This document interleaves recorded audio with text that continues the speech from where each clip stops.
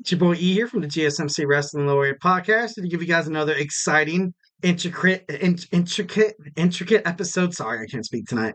Episode for professional wrestling. I cover all the hot takes in terms of wrestling rumors, in terms of everything going on in the wrestling world: WWE, TNA, Ring of Honor, the NWA, and just all over the wrestling spectrum. So I'm always here. Happy Thursday, you guys. Hope you guys made it through the week. I know sometimes, y'all working Monday through Friday could be quite a doozy. 9 to 5 jobs, you come home, all you want to do is take a shower, maybe go to sleep. But, you go to, just grab your favorite drink, grab your favorite snack, sit down with Eric from the GSMC Wrestling Laureate podcast. So thank you for tuning in to the GSMC Wrestling Laureate podcast brought to you by the GSMC Sports Network.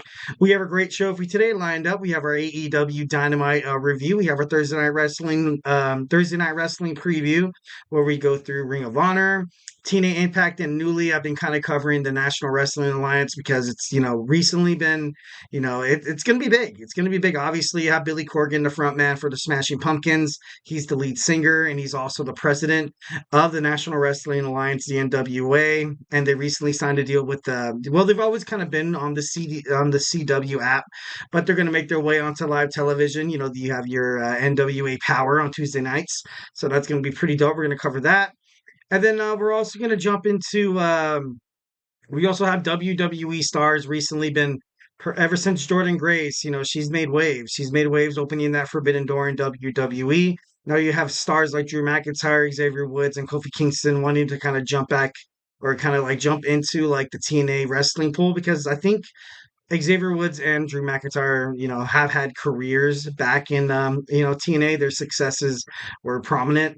And then our segment four, we're going to jump into my Eric's World Cup of the tag team division in wrestling history, kind of inspired after the NWA's the Crockett Cup that's been around for ages. So kind of that prestige. I hope kind of illuminates or emulates. I hope to emulate it on my talk to you guys about my Sweet 16. I have 16 tag teams throughout wrestling history, the 80s, the 70s, I think, the 90s, the 2000s, all of wrestling tag team, demographics are covered here. And my fifth and final segment, we're going to jump into our Thursday night wrestling superstar spotlight. And we're going to cover the amazing Andre the Giant, the eighth wonder of the world. But before anything absolutely happens, remember, I want to remind you guys to use the tips and donations link at the GSMC Sports Podcast. Remember to use the podcast.net link you see right there, right in front of you that I can't even read right now. Um, But yeah, it really does help the show, guys. Leave a positive review. Give me some questions. Tell me what you like. Tell me what you don't like. Tell me some, rumors or maybe some wrestling news that you've heard yourself. Perhaps, maybe you have a hot take on wrestling. I absolutely love different perspectives in terms of wrestling. The wrestling fans are different. We're not like your average NFL, NBA, MLB. We like to kind of bounce off different opinions and stuff like that. Like if I say, hey, the Warriors suck back in 2017 with Kevin Durant, Steph Curry, and Klay Thompson, all you guys, wearing the gold and blue, you're like, screw this guy. This guy's a Spurs fan because, what you did to Kawhi Leonard. Pachulia, you stuck your foot out there on purpose. I'm just kidding. No, moving on. Oh, God. I have a. I'm moving on. It was a crazy series. It was a crazy series. They bounced the San Antonio Spurs out after Kawhi Leonard got injured. They were up 20 points, but I don't want to get into that. This is a wrestling podcast. If you want to hear basketball, we have my man Nelson on the GSMC Basketball Podcast to give you all the cool basketball factoids and all that. And it's the NBA playoffs. So obviously, it's going to be amazing. It's going to be amazing. I recently saw that the Dallas Mavericks will take on the Boston Celtics in the NBA Finals. Happy for you Boston fans. Happy for you Dallas fans. I kind of thought Minnesota was going to make it, at least kind of just make it a series. But, like I said, we're going to move on. We have wrestling stuff to talk about. So once again, just put your questions up on top of the list. Just use the GSMCpodcast.net link. Give me your questions. And yeah, it really does help the podcast. So again, the link is at the GSMC podcast.net. So let's go ahead and jump right into our first segment where we're going to talk about our AEW Dynamite review. So let's dig on into it. First and foremost, you see Mercedes Mone come out, and it's cool and all. It's cool. I love what AEW is trying to do with Mercedes Mone. And she said, was it worth the wait? She said, "It was it worth the wait? Was it worth the wait that we waited 2.5 months as soon as Mercedes Monet, aka Sasha Banks, making her in-ring debut in terms of AEW?" I honestly, in my opinion, I kind of thought it was a little naive in terms of because she was just kind of sitting back, just cutting the same promo over and over and over again, and and that can kind of get tiresome. But you can't really blame Mercedes for that. Obviously you have executives, you have creative officers backstage that could put Mercedes Monet in a match prior to AEW's Double or Nothing that happened in Las Vegas on Sunday, but like I said before, they could be building up something, and the buildup was for her to beat Willow Nightingale for the TBS, for the AEW TBS Championship. And like I said before, I kind of didn't like it. I'm a huge Willow Nightingale fan, and yeah. So there. Also, she mentioned the celebration of 5 years of AEW, and that's true. Essentially, 5 years ago, the first ever AEW Double or Nothing was pay per viewed in 2000, and I think that would make it 2019 when AEW was starting, back when WWE was, in terms of ratings, in terms of storylines, in terms of promoting, in terms of everything. WWE was just like, they weren't doing well. They weren't doing well. So AEW, you had the founders, you had the Young Bucks, Kenny Omega, and you also have Cody Rhodes build this company that ultimately was, going to kick WWE's ass. But, things do change. Obviously, I believe Vince McMahon was a huge reason of why that kind of unfolded. And now you have the Triple H, Paul Levesque era, huge Triple H fan, arguably. He's on my Mount Rushmore of the best wrestlers in the entire world. So there's no surprise to me that Triple H is doing really, really well in terms of creative operations. And then, so then you saw, Sky Blue come out, and she was ultimately responsible for Mercedes Monet being attacked on the AEW Dynamite that was a long time ago. Stop, dang, that was about a month and a half ago. A month and a half ago, where the screen went black.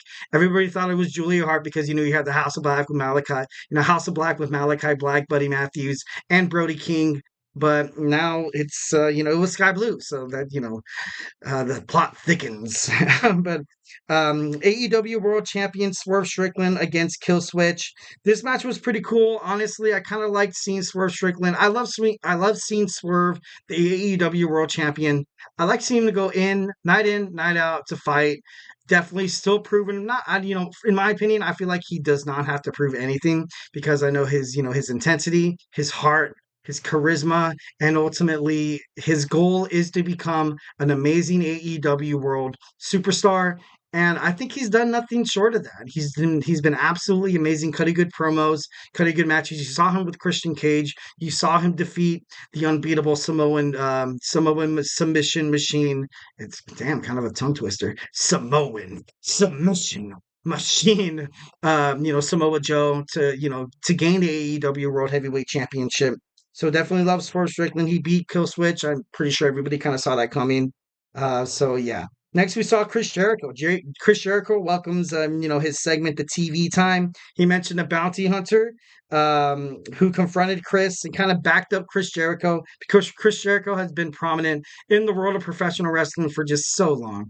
As soon as he had that match with Dynasty where he beat Hook for the FTW championship, all the fans, in the arena were like, please retire, please. Not really kind of giving Chris Jericho the kind of the credit he deserves because ultimately he left WWE and in shocking fashion, like you saw Keith Lee, like you saw Christian Cage, like you saw Adam Copeland, and like you saw Adam Cole come to AEW against all odds. Everybody thought he was going to re-sign with WWE, but Chris Jericho, he kind of, I think he's innovated. I think he's happy the way Tony Khan is kind of running the business kind of back there.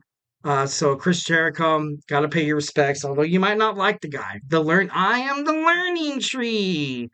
You might not like him, but he's definitely one of the best, superstars to kind of get under the fan's skin. He's a good heel, he's a good babyface, and he could be ultimately a good manager. So Chris Jericho definitely up there in terms of Hall of Fame business. So you saw Hook interrupt Chris Jericho's celebration. And, obviously Big Bill was in the ring, but shockingly, you saw Samoa Joe make his return back to AEW. Well, not back to AEW, but kind of back into like kind of like the mainframe. Like he was kind of he was fighting matches. Obviously, you do not mention an episode of AEW Dynamite, Rampage, or Saturday Night Collision without Samoa Joe. He's a huge factor. He's kind of hard to miss. He's a big ass dude. I wouldn't want to cross paths with him. He would probably tap me out in like 2 seconds. I know 2 seconds, Eric. What are you talking about? It's one, two, three. I'd be like, "Oh, stop. I'm just kidding. No, I'm like, it would be kind of crazy. Samoa Joe comes out to help Hook, ultimately, kind of creating this bond, this, kind of protege, this prodigal son kind of thing, maybe out there helping Taz. The FTW former champion Hook is the son of the Hall of Famer Taz. So, it should be interesting. You saw John Moxley, of the IWGP Eliminator match against Rocky Romero. John Moxley is definitely one of the best superstars to even touch, God's green earth. He was amazing in WWE. He was amazing in New Japan Professional Wrestling, did some time in Ring of Honor, and recently he defeated Konosuke Takeshita of New Japan Professional Wrestling. In the ring, you saw Don Callis try his best to kind of help John Moxley lose. Didn't work out. John Moxley once again proves that he is the wild thing.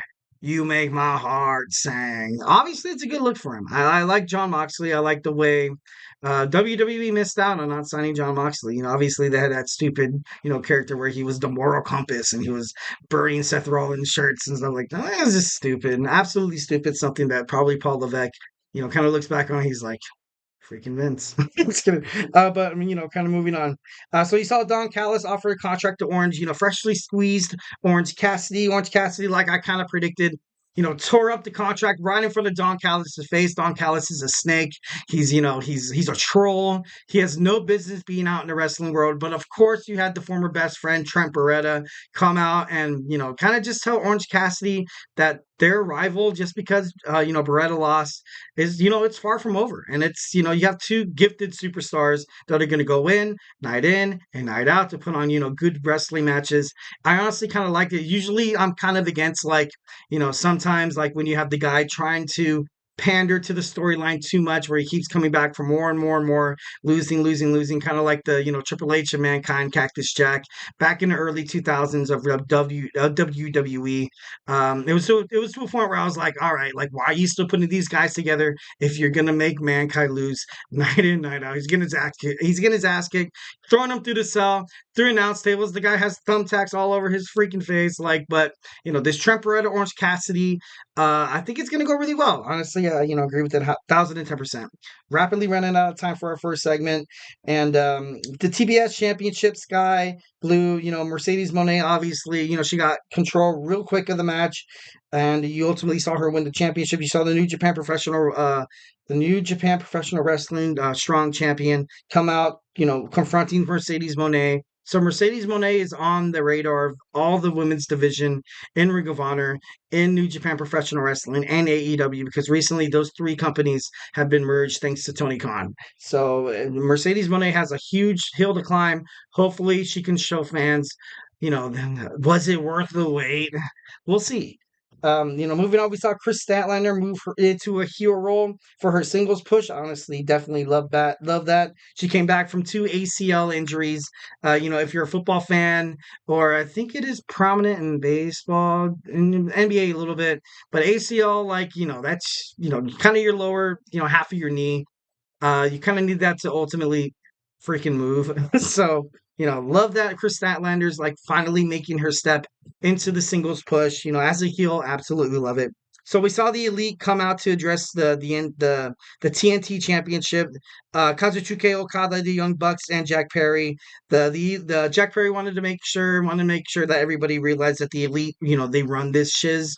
Adam Copeland has recently been forced, and he's been stripped from the TNT Championship because of his stunt with that barbed wire steel cage match with Malachi Black, breaking his ankle, breaking his tibia. He's going to have to need surgery. He's 50 years old. He's going to come back, but it's probably going to take a little, more than the average, wrestler there because of his age. There's not to be ashamed of that.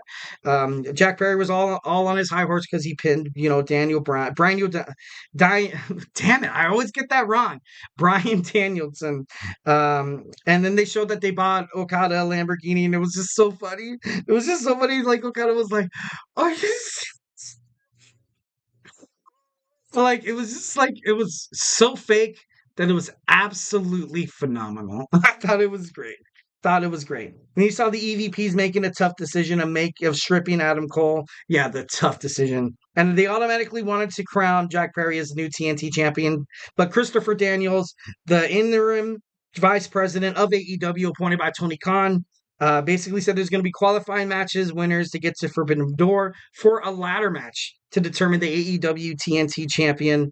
The Elite didn't like that. They wanted to kick Christopher Daniels, where the sun don't shine, but ultimately you saw Daddy Ass and the Acclaim defend Daniels. And then you had the Gauntlet match. You saw Jay White. I love Switchblade Jay White. Definitely think he's a huge singles wrestler. He can have a lot of success in terms of AEW if he makes it so.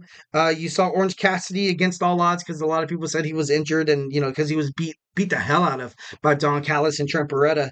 And then you saw Will Ospreay. You saw the Bastard Pack, Mystico, Claudio, and I think there was a couple other superstars. But overall, Will Ospreay picked up the win. The AEW International Champion will kind of move on to fight and challenge Swerve Strickland for the AEW World Heavyweight Championship at AEW Forbidden Door. Should be pretty awesome. Swerve Strickland came out to congratulate him, kind of have that face off that you kind of have from champion to champion. So, definitely, love the AEW Dynamite. It's getting better and better. The ratings are increasing, which I feel like is really good in terms of WWE and AEW because, the more competition, the better the product is. That's, supply and demand right there, dude. Economics 101. So, don't go anywhere. We have our Thursday night wrestling preview. We dive into the world of Ring of Honor, TNA Impact Wrestling. We're also going to touch on to the National Wrestling Alliance. So, hey, don't go anywhere.